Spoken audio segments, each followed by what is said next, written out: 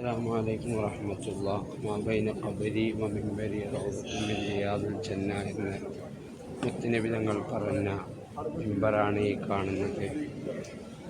ഈ ഭാഗമാണ് റൗളത്തും മിൻ റിയാദിൽ ജന്ന എന്ന് പറയപ്പെടുന്ന സ്വർഗ്ഗത്തിൻ്റെ. ഇവിടെ വന്ന് നിസ്കരിക്കാൻ അല്ലാഹു തൗഫീഖ് ചെയ്യട്ടെ.